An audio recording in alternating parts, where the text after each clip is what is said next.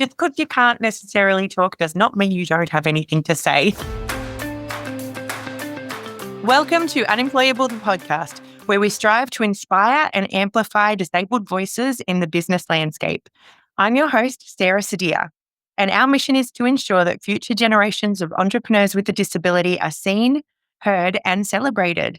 So let's jump in and explore what's possible. Hi, Paul. How are you going?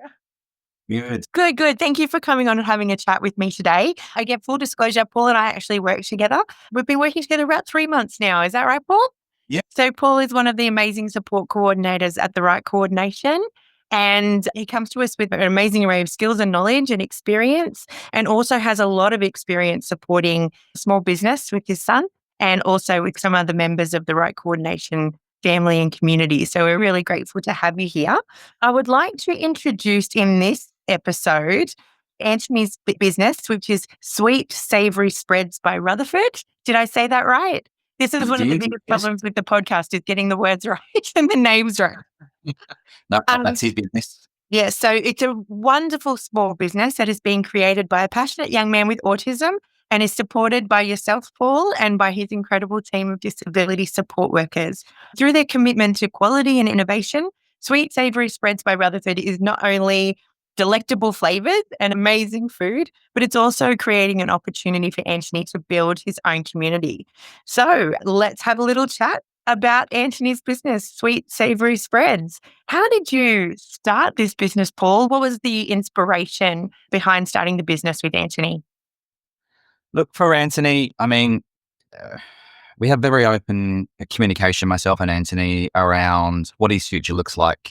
Yes, he's got disabilities, but that doesn't define who he is in terms of his drives, his passions, and he's a very driven young man. So we knew that school transition was not going to be as typical as it could be for some people in SSPs progressing to post-school. We knew Absolutely. we actually started the transition talk in year 10 and we hit the ground running in year 11 for a 2-year transition. And it was a gradual increase, but we found very early on that Antony was very, very food motivated. Loved the cooking classes at school. Every Tuesday night with one of his workers was Antony night. So he would then make the meal, which is fantastic for me because I didn't have to cook. Amazing. It's a winner. And he'd come home with some really, really fantastic food. And he started a program which he continues called Cook and Connect up at Lawson, where he was building those skills with, I guess, an instructor teaching him how to cook. So the past 2.5 to 3 years have always been very food driven. And we just happened to be banding around one day. I think we went down to Wollongong to a place called Sugar Butter Eggs, I think it was. And it's kind of like a high tea kind of place. And Antony really, really enjoyed that. They've closed their doors now. But we stumbled across this idea that Antony wants to say in the culinary world. We've spoken about things like food trucks, a Mad Hatter tea party, just trying to assess what Antony would like to do. And how he kind of progressed to Sweet Savoury Spread was he started a separate venture, which is an Instagram page blogging on food menus. Very, very apparent then that he also wanted to enter into that stratosphere of making the food. So we put together a little collab with his supports. We did a lot of workshopping, wrote some manuals, and decided that Antony would like to do weekly offerings to people of food. And it was a good kind of foot in the door for him to go, yep, I can essentially taste test, pardon the pun, what this guy looks like without the overheads, the outlay of renting a space, going in there without a full-fledged idea. It is still evolving, but it's evolving with Antony. He's very much at the forefront of the business. This is your business. We will support you the best we can. What do you want to do? So that's officially was a year old, the second week of February. Fantastic. Yeah. So that was nice, steady. We've kind of in the flow. We've got a chef mentor, which is the blind chef, who's a local chef with disabilities, who's probably been helping since the latter end of last year. Mm-hmm. Use the blind chef as the food guru. And then Antony, myself, and some of the other teams are handling the business management perspective. Great. Amazing. So you've got a really good solid team that you've built around Antony as well, making sure that you do something that he loves and something that he has a big say in, which is the most important part, right? 100%. What would have the options been for Antony had this path not been taken? Look, there are certain post-school options that fit for many people. And what seems to be the post-school options locally, and even if we look a bit further than our local council area, for example, it doesn't necessarily marry up with what Antony wanted for his life. He's a very, very driven person. He may not have a lot to say to your face, but once he's on his iPad with touch chat and giving you his thoughts, he actually does not stop talking, which is so it's finding that skill set of people that could replicate what Score were doing in terms of giving him that voice, because he does have a voice and he should be able to use his voice. He should also be told when he's not saying some nice things, but there was nothing really locally that could cater for him. Antony is, I wouldn't say unique, but Antony is a 2-to-1 support. So he does need a lot more support than other people. And that obviously comes with some barriers of providers and training and staff. Antony does have separation anxiety from me. So I wanted to be able to walk tandem with Antony. I'm going to support you as dad, but I can't do anything for you because I want you to grow as a person. I want you to have your own thing that I'm involved in, but I'm involved in a small portion that you can continue with this. You can be proud of yourself. I'm proud of you. And it's something for you. And he also wants to look to the future, which is employing people, disability or no disability, but having kind of a community where he can have people come in and they can collaborate and sell products. We needed a kind of niche, bespoke post-school option, but one that was neat and enriching for Antony, essentially. Well, I feel this in my soul. And we came from the same SSP with our family, with Rowan. We were the year ahead, I believe, a year or two ahead. It's just funny that we've both come out the other end with businesses for our child. And we've both been spokespeople for the school, talking about creating small businesses with our children. But yeah, we definitely had the same experience with Rowan where the options just weren't there, particularly because he was from an SSP and had that higher level of disability. It really narrowed the field in terms of who would let him do things rather than being given a prescriptive lesson on what they wanted him to do. We decided to say, well, bugger that. We're going to do what he wants to do instead. So if you can't find it, create it, right? Absolutely. Absolutely. So what does a typical day look like in terms of managing and supporting Antony's business? Well, how does his week look? He's got a very busy week and he's chosen his week. So we did a lot of structure planning, I should say. And I'm very big on, he has a skeleton structure, but I always throw curveballs in there just to kind of push his boundaries. And if something is in a day at work, let's say you've done the muffins, all good. We'll pick it up, we'll start again. Or gee, we remade the muffins. So there's always an element there of where are the little curveballs that we can throw that are controlled to a degree. So Antony's week is Monday and Tuesday, his dedicated business days. Wednesday is a little bit of therapy and errands. So he's out getting some stuff, doing some market research, if you will, on what the locals are eating, because that's essentially who he's catering to. Thursday is cooking day. So he's also doing some market research there, building new skills. And Friday is the blogging day. So he essentially does cooking type stuff 4 days a week with their hands-on approach 3 of the days. And then the last day, he gets to have a good feed and he gets to blog about his experience. So typically we will post the next week's menu of a Wednesday. So it's down to me to make sure I've got the Canva documents up and running on the Facebook page, the instructions, the hashtags we've come up with orders closing on a Sunday. Sunday, we like to toddle ourselves down to the shop. So you'll often see us doing the 4K walk there and back with our trolley in hand, getting the groceries that he needs. It's a great way to get that regulation. It's got the weightlifting of the trolley to keep him regulated, but he's also being involved. And it's a good way to make sure that we're keeping within budget, because we have had some budget issues in the past with purchasing of products. And then he leaves here over Monday. So he gets up, we do our routine. He has a binder that has this week's menu. It's got laminated instructions. It's got the labels all in sleeves. It's got the order numbers. He will then go with his workers and his trolley to the cottage. So the cottage is a demountable at the back of his ex-school, but it is being used for Antony. It's being rented for Antony for the purpose of his cooking program. He'll spend the day there on a Monday over Tuesday making the day. So they'll work out what needs to be made today, what can be made tomorrow, making, packaging, and then fulfilling orders. And of a Tuesday afternoon, when his private worker picks him up, that's when he will do those deliveries to people. Fantastic. And how involved do you need to be in this process? I don't know, that's the big question. I know with Rowan, originally when he first started his business, it was all me in the background, making all the connections, having all the conversations, doing all the packaging, answering all the orders. And it completely burnt me out. Very quickly, I realized that it absolutely cannot be me. I need to be mum and I need to get some more people involved. How is that working for you guys? We're progressing towards that happy medium. We are unfortunately up to our third service provider to do this particular task. Hmm. So I'm not going to say the name because I don't want people to be stealing them from us, but they are an absolutely fantastic organization that get Antony as a personal level and treat him like When you find a good support team, you just can never let them go. absolutely, absolutely. And so far, everyone has got him. It's Antony first, person first, disability or other things second. So I am pretty involved in the creation of the media, the Facebook, Instagram posts, the checking of Facebook and Instagram, which isn't always easy because for some reason technology does not talk to each other and I do not always get notified. It's a weird thing, isn't it? I'm very tech savvy, but for some reason it's not liking me this month.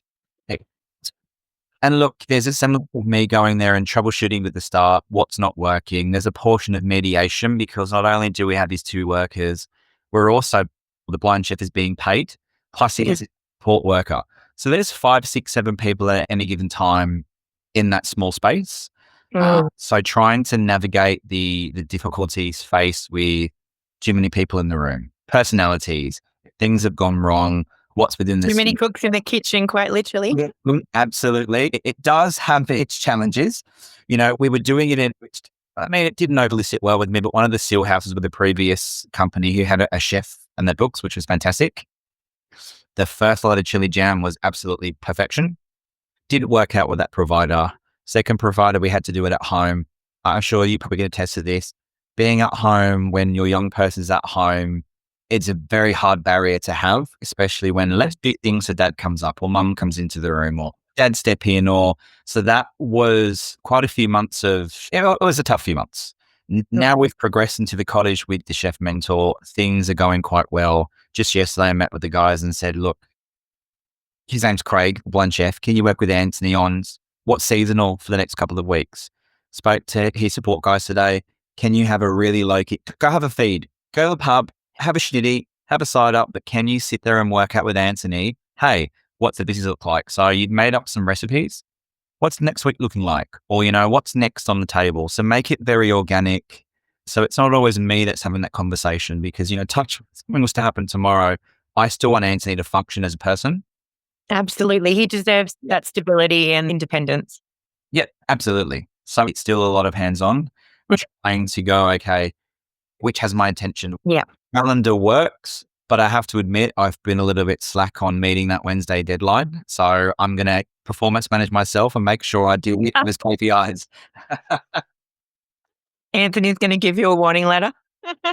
You might write me up and have words with me. Hopefully. But it is having that separation of the location and having the support workers taking him out of the home, out into the community, gives that extra little bit of space and breathing room between you and the project and what Antony's trying to achieve. And that's always helpful. That automatic physical separation gives that independence without even trying, which is really important. So how do you, when it comes to product development, you've talked a little bit about what's in season and what he's comfortable making, but how do you come up with new ideas? How does he keep the creativity going? How is the team going with all of that?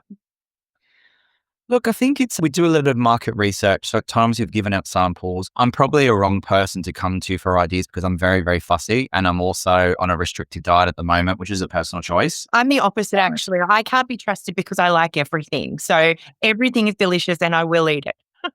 Well, maybe you'd be a good candidate. So for example, let's take muffins, right? Savoury muffins. So we'd perfected the savoury muffin base. But what can we do? Is this a 3 cheese week or is this a chorizo and sun-dried tomato week? Some people aren't going to like that. There are some things that I will make myself eat. There are other things I'm like, it's touching that. I'm not going to eat it. So you can't cater to everyone, essentially. Yeah. And, in the beginning, there were talks of trying to please everyone, which quick smart you learn you can't do because taste is so varied from people. Absolutely. So you need to find the people who love what you do. Absolutely. How do you find your customers? Look, that helps that there was the connection with the school. I had a professional connection. Antony obviously was a student. So it was good in the sense that the school are really, seem to be quite community driven in supporting not just students or ex-students, but especially students that are looking at going outside of the box in terms of post-school options and being part of a community, whether it's giving back or even just accessing it, being part of a community. So there was a large pool of our customers that were from the school and have continued. We've got a couple of regular ones who every week continue and give really, really good feedback. It was good and bad. And we respect that.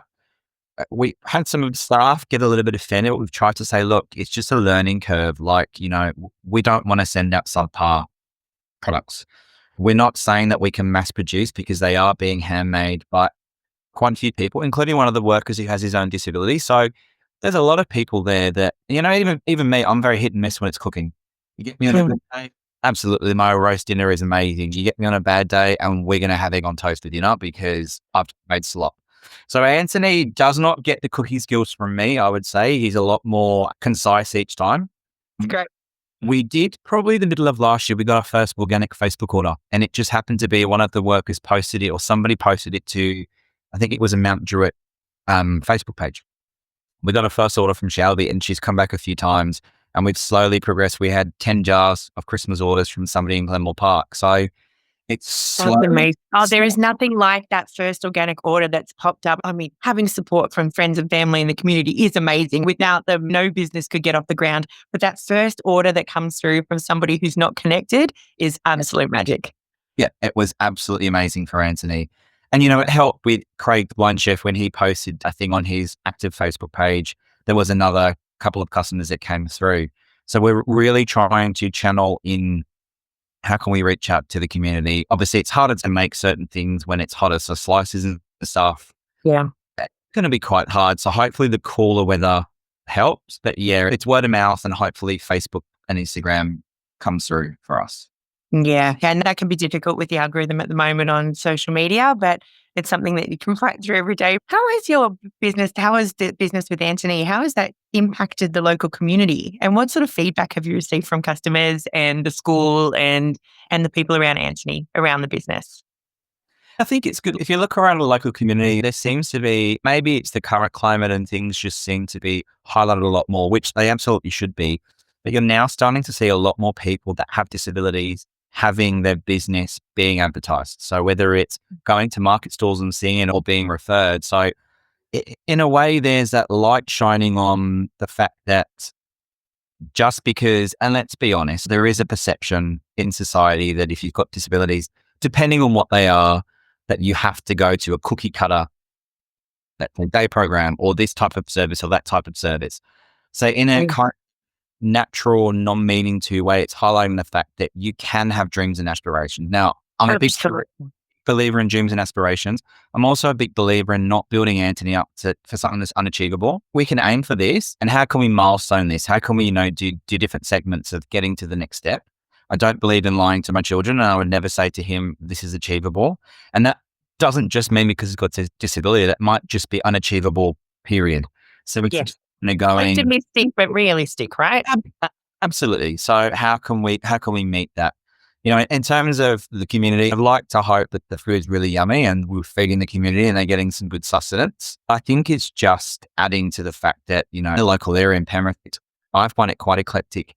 I go to a lot of markets and see what's around. We're often up and down High Street and Henry Street looking at all the different shops. So I guess it's just a different offering that hopefully is affordable for people, because let's be honest, buying custard slices, or this week was Biscoff slice. Oh, delicious. I don't eat Biscoff, but it smelled delicious. Oh, Biscoff was one of my favorites. A big hit in this house, actually. We should use more Biscoff things. But it really is a luxury, right? It is. Buying a Biscoff slice is not life or death. So how can we provide that, but still make it affordable, still make it a good product, but still make it so that Antony can also continue to do this, because it does need to be for him. That's right. It's not a charity, it's a business. And so it needs to be profitable. And which is important to remember, isn't it? Yeah, it is. So what sort of advice would you give to other people, other parents, other young people with a disability who are considering starting their own business? Look, you're probably going to find you'll get a lot of comments, which is quite normal, and I suppose it's just the the channel of communication, I mean, it was really good because I already had a game plan of what Antony's transition from school looked like. I mean, we did a 2-year transition with probably a good 6 months worth of planning before that in year 10. And it has evolved. So that communication between, I guess, different stakeholders, as a parent, if your child comes to you or a young person comes to you and says, I want to do this, and you can see barriers, it's okay to say, look, I get where you're coming from. How can we make this work? But this is what's going to be faced. Or, you're in an area where you can't get a certain product, but the person really wants to make that product. How can you troubleshoot those? And I guess it's having that communication. I mean, there are plenty of people out there that have done it and want to continue to do it. And as I said, people will have lots of opinions and some are fantastic, but you can use those. We did questionnaires in the beginning. What would you like to see from this business? What's your price point? How do you feel about supporting a local business? What would you not buy? So we did a lot of market research, but if the person has a drive and a passion or even a want as the very first step, explore it, go for it, ride the train and see where it takes you. Have you experienced any negativity around the business or people's opinion when it comes to being a young person with a disability starting their own business?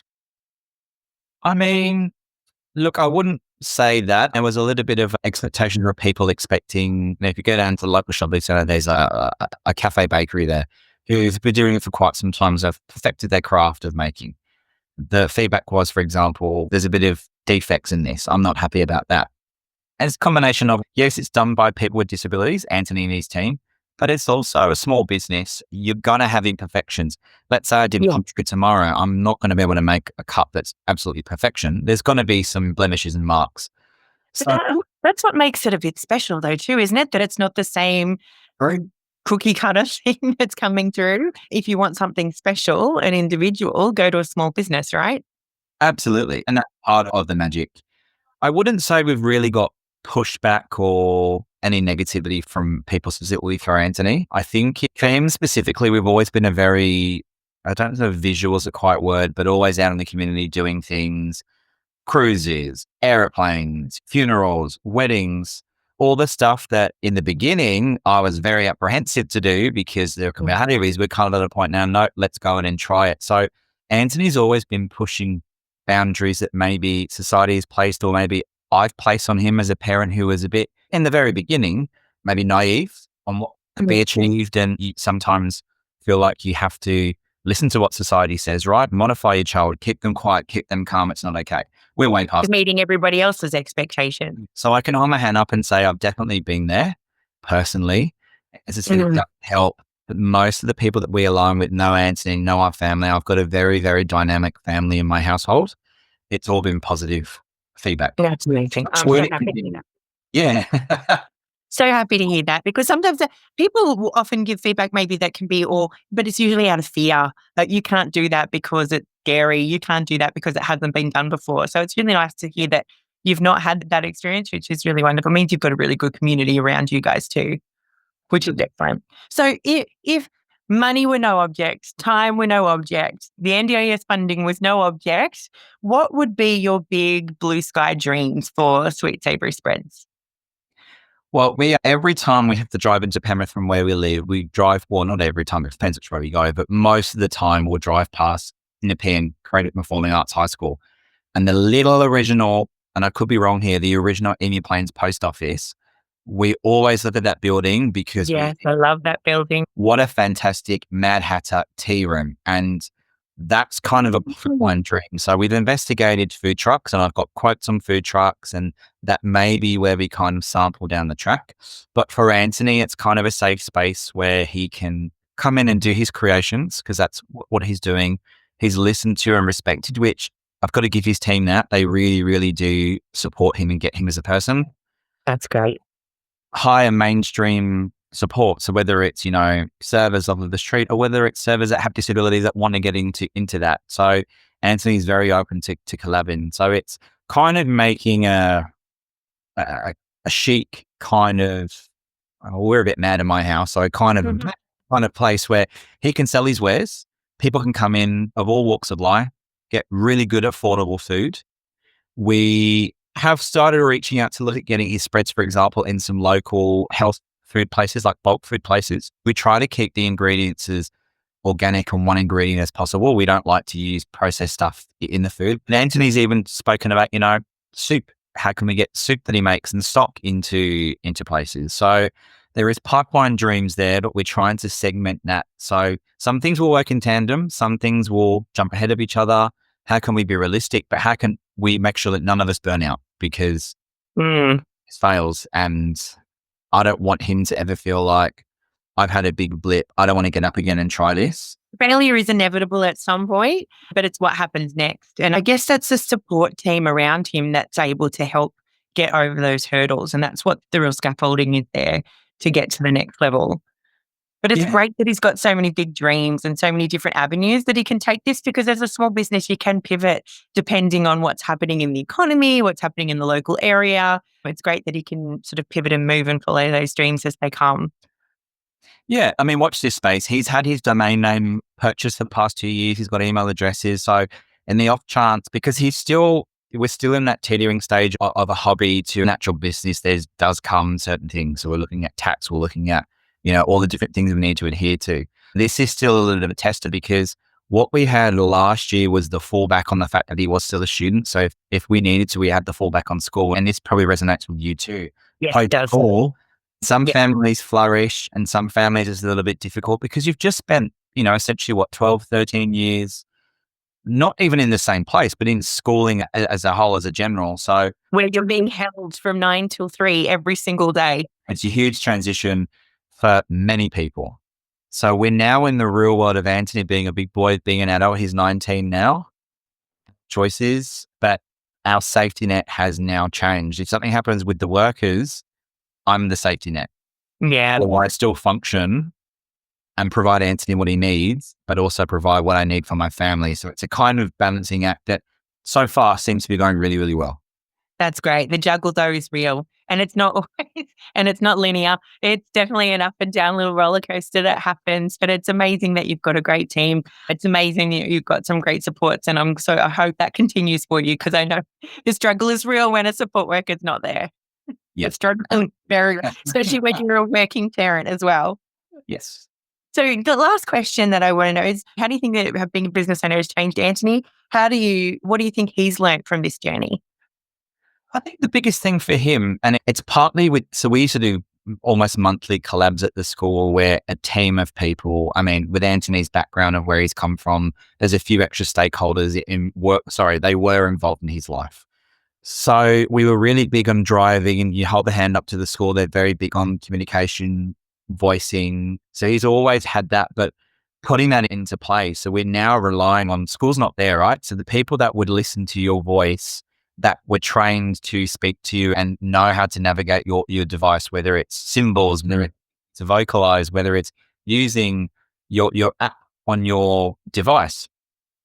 That fallback's not there. We're now relying on real world people that, hopefully have a lot of experience in the disability world, but may not have experience with people that are selectively or even non-verbal in some cases. He's now putting into practice his voice. And let me tell you, he's not afraid to tell you how he feels. And so far, the work that guys have made on using his app, which is Touch Chat, to show that he can free type. He spelled quesadilla the other day. Even I can't spell quesadilla. I couldn't do that without Googling. And even my spell check wouldn't recognize it. He managed to say that the other day. And then from them understanding, if we ask this question, it opens up this avenue of more questions and more questions. So I think for him, it's the fact that, hey, people have actually listened to me. Look, they weren't part of his safe circle. The nature of having support workers.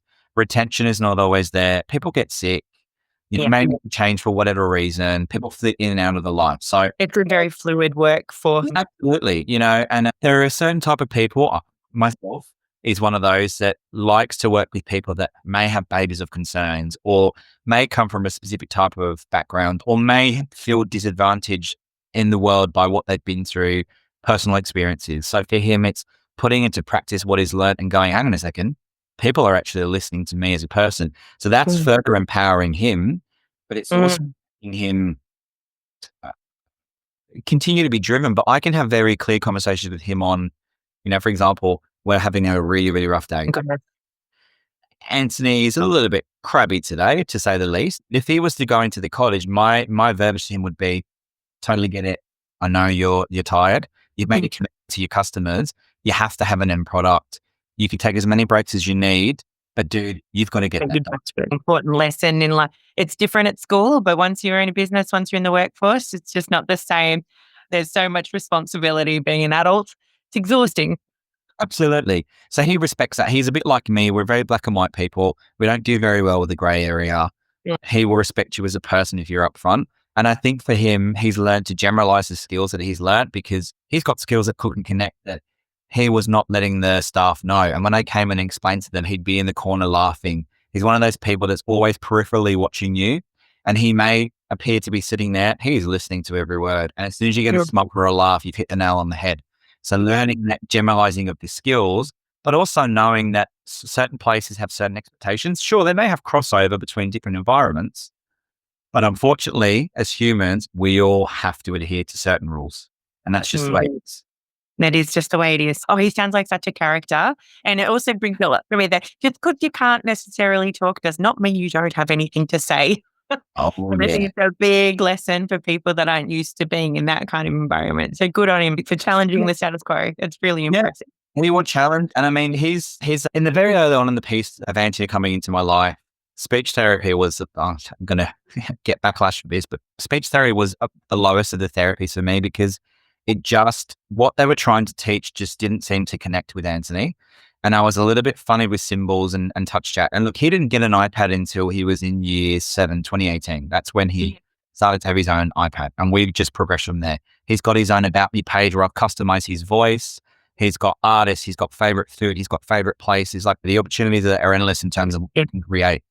So for Antony, pushing the speech was very big, but he's also a bit like me where you can tell what he's thinking by his facials and when you get a Rutherford eye roll. So it's also teaching him to, look, you can disagree with what somebody says and you can give them an attribute. You still got to be a bit respectful and everyone's entitled to a view and an opinion.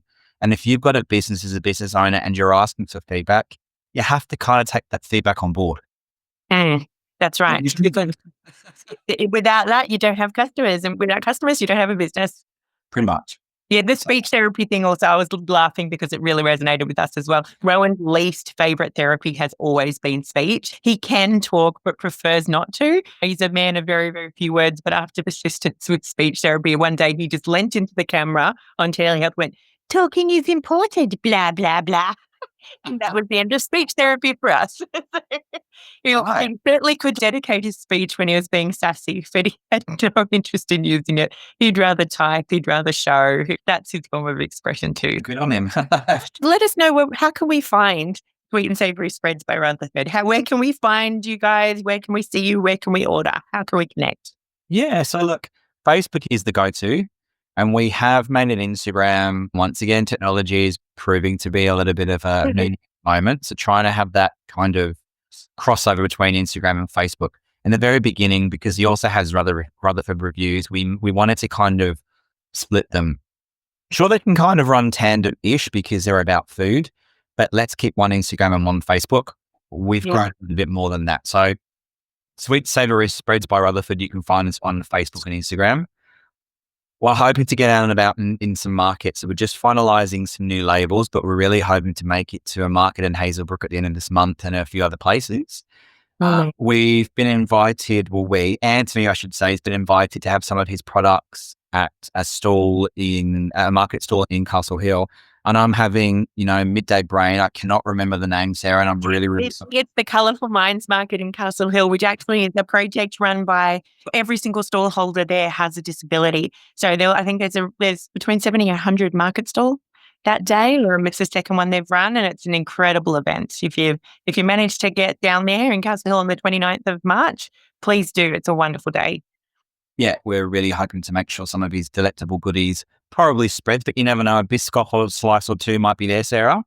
Well, they might already be pre-sold before he gets it there. Just start the pre-sale. So that's kind of where we're at. I mean, look, Antony is up on his pages, so you do get to see him and you'll probably see us out and about. And feel free to say, hey, dude, I'd like to have this on next week's menu because we welcome the feedback, but definitely Instagram, Facebook, and hopefully some regular markets is where we'll be.